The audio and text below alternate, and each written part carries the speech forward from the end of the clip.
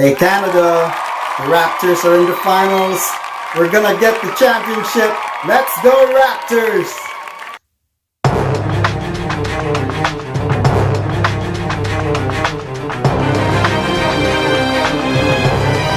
Ladies and gentlemen, boys and girls, children of all ages, Baba Chop 14 is back. It's the NBA Finals 2019 and we're here to talk about it. NBA Finals picks. Let's get to it. So, I'm pretty excited right now because the Raptors are in the finals for the first time. And it's not just the team, but the whole country of Canada. They're so excited to be in the NBA Finals for the first time. And yeah, we're going against the NBA defending champions, the Golden State Warriors. So now I'm gonna give my finals pick and I'm gonna judge it according to 5 factors. So the first one is the regular season, coaching, starters, the bench, and intangibles. So first off, let's start with the regular season. The Raptors and the Warriors met twice in the regular season, with both times the Raptors won.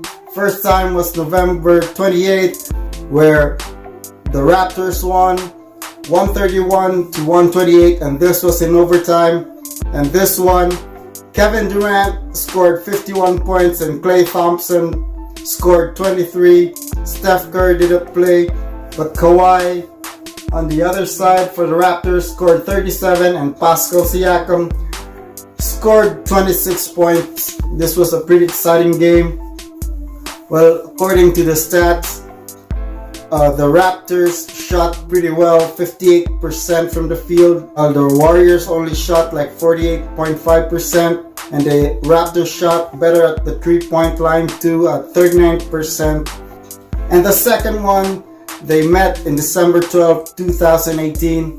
Well, these two games were pretty early in the season and a lot has changed during the course of the season, especially for the Raptors. They played at the Warriors Arena, but the Raptors still won, and this was 113-93. So they dropped the Raptors by 20 points. Kyle Lowry scored 23 and Serge Ibaka scored 20 for the Raptors. And this game had 5 players scoring in double figures, and which was surprising because Kawhi Leonard didn't play this game. But still, the Raptors won by 20. That makes you wonder, eh? And Klay Thompson scored 14, Kevin Durant scored 30, and Steph Curry scored just 10 points. And it's pretty surprising because the big 3 of the Warriors were playing, but they lost by 20. With the stats and field goal percentage, the Raptors and the Warriors field goal percentage didn't differ so much. The Raptors had 48% to the Warriors 47.6. But in the 3-point percentage, that's where the big difference was. The Raptors made 32% of the 3-point shots, while the Warriors failed miserably with 23% from the 3-point area. And the turnovers, the Warriors turned the ball over a lot with 19 turnovers as compared to only 11 for the Raptors. Well, as you can see for that regular season, I'm giving the point advantage to the Raptors. And now we go to coaching. Well, Steve Kerr has gone to like 5 straight finals, and Nick Nurse, this is his rookie year, but it's his first time. It's an amazing job that he did with the Warriors. Well, nobody expected the Raptors to be in the finals. People were already counting them off in the Milwaukee Bucks series, but they came back after a 0-2 deficit, won 4 straight, and now they're in the finals. Well, even though I admire Nick Nurse for that amazing adjustments that he did, I still give the advantage to Steve Kerr. He's got so much experience and he's a very good tactician. He learned a lot from Phil Jackson, and now He played also for Greg Popovich. And now, so they're even. Raptors have won, Warriors have won. So let's go to the starters. The Warriors starters are pretty formidable and awesome. All their starters average double figures, while on the Raptors side, only Kawhi Leonard, Kyle Lowry, and Pascal Siakam are averaging in double figures.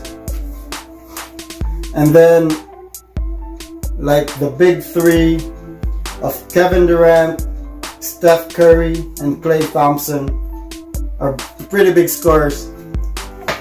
These are the playoff stats. I didn't include the regular season stats. For the playoffs, Kawhi Leonard has been averaging 31 points, while Kyle Lowry 14 points, with Pascal Siakam 18.7 points. On the other side for the Warriors, well, Klay Thompson has been averaging 19.1 points, Draymond Green 13.6, Steph Curry stepped up in the absence of Kevin Durant.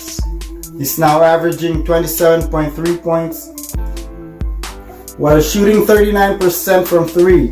Klay Thompson has been shooting 39% from 3-point range as well. Andre Iguodala averaging 10 points on a field goal percentage of 52%. And Kevin Durant, well, he wasn't injured. He was averaging 34 points, 5 rebounds, and 4.9 assists. That's pretty great numbers for KD. On the other side, it's just Kawhi Leonard is pretty awesome for the Raptors, 31.2 points and 8.8 rebounds and 3.8 assists, while shooting 50% from the field. His 3-point percentage not bad either at 38%. Kyle Lowry's been averaging 14.7 points, 5.2 rebounds, and 6.4 assists. And the other 1-2 punch for the Warriors has been Pascal Siakam with 18.7 points, 7 rebounds, 8.4 assists. Well, the Raptors only have a big three, while the whole starting lineup of the Warriors, they're so invincible. So I'm giving the starters 1 point. So the Warriors now lead 2-1. So before we go to the bench, I'm gonna give out a movie digital code, which for an awesome movie. This is A Star Is Born. So get that code and you can follow instructions so you can watch this anywhere. And with that done, I'm gonna go with a fourth category, the bench. So for the Raptors, significant bench players for the playoffs. I'm just gonna name for the playoffs. We're not gonna discuss the regular season for the same reason. They had different lineups in the regular season than what we had in the playoffs. So for the Raptors, significant bench players are Van Vliet, Ibaka, and Powell. These three have been averaging 22.9 points, 10.2 rebounds, and 4.9 assists. Pretty significant numbers for the three of them. While for the Warriors, their bench is pretty shallow, not like the bench in the earlier Warrior teams. Well, unless they get the Marcus Cousins back, their bench would be pretty insignificant in terms of contribution. So what they have for the significant people of the bench are Looney, Livingston, and McKinney. Well, this trio averages 14.6 points, 8.8 rebounds, and 2.4 assists. So as you can see, most of the Warrior starters carry the load and not much contributions from the bench. Well, if the Warriors are gonna pull this off, they need contributions from the bench. As well for the Raptors, if they want to win the championship, their bench has to contribute. So for this round, I'm giving the point for the bench. And now, done all four. Both teams are tied. 2 for the Warriors, coaching and the starters, and 2 for the Raptors, the regular season and the bench. So now we go to the fifth category, the intangibles. So the intangibles you really can't quantify with the numbers. This is the heart, the hustle. Who wants it more? The Raptors or the Warriors? Well, with that said, the most latest one was this one. Kawhi Leonard, when he was, the last time he was in the NBA Finals, they did the unthinkable. The Spurs were the underdog in that series, because this was the time you still had LeBron James and the Miami Heat team. Got LeBron James, Chris Bosh, and